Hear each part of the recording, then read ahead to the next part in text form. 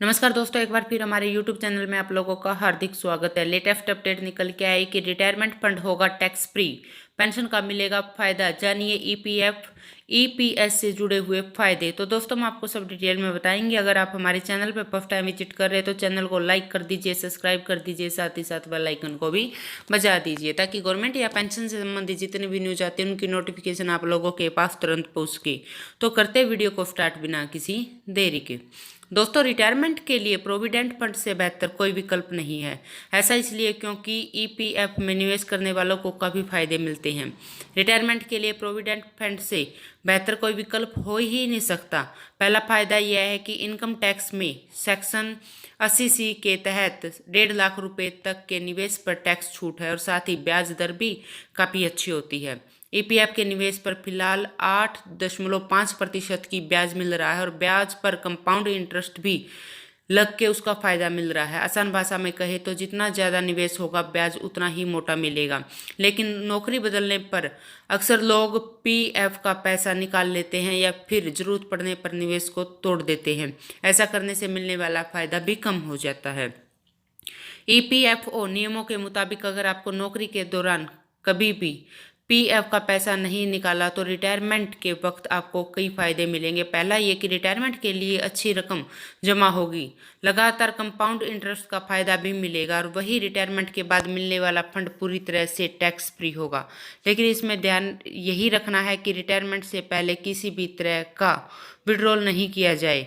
Retirement से पहले अगर पीएफ अकाउंट में किसी भी तरह का निकासी नहीं किया गया है तो आपको पेंशन का भी फायदा मिलेगा। ईपीएफओ की ईपीएस एम्प्लॉयज पेंशन स्कीम के तहत आपको हर महीने कुछ रुपए पेंशन के रूप में मिलेंगे। दरअसल नियम मुताबिक 10 साल तक बिना किसी निकासी के अगर ईपीएफ खाता चलता है तो उस सदस्य के पेंशन शुरू हो जाती है। बता दें कि ईपीएफ में कंपनी की तरफ से जमा होने वाली रकम का कुछ हिस्सा पेंशन फंड में भी जाता है। उसी पेंशन फंड में 58 साल के बाद पेंशन मिलनी शुरू हो जाती है। अगर आप रिटायरमेंट होने वाले हो या फिर रिटायर हो चुके हैं तो अभी तक पीएफ का पैसा नहीं निकाला है तो आपको नुकसान भी हो सकता है। ईपीएफओ के नियमों के मुताबिक रिटायरमेंट के बाद अगर ईपीएफ खाते में पैसा निकालने में देरी होती है तो आपको रकम पर जो ब्याज आएगा उस पर टैक्स चुकाना होगा। ऐसा इसलिए क्योंकि ईपीएफ के ब्याज पर मिलने वाली टैक्स छूट की सुविधा सिर्फ कर्मचारियों के लिए होती है। रिटायरमेंट के बाद व्यक्ति को कर्मचारी की श्रेणी में नहीं रखा जाता।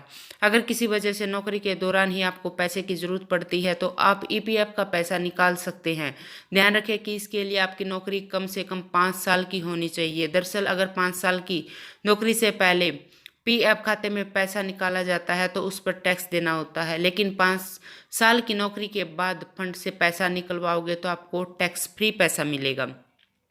दोस्तों, ईपीएफ खाते में 2 कैटेगरियों में रखा गया है। एक एक्टिव खाता होता है जिसमें नियमित रूप से निवेश होता है और दूसरा निष्क्रिय खाता होता है जिसमें 3 साल से कोई भी नया निवेश नहीं होता। एक्टिव खाते पर लगातार हर साल ब्याज मिलता है और वही 2016 के बाद निष्क्रिय खाते पर भी ब्याज मिलता है। इससे पहले 2011 में निष्क्रिय खाते पर ब्याज देना बंद हो गया था, लेकिन 2016 पर इसे दोबारा शुरू कर दिया गया है।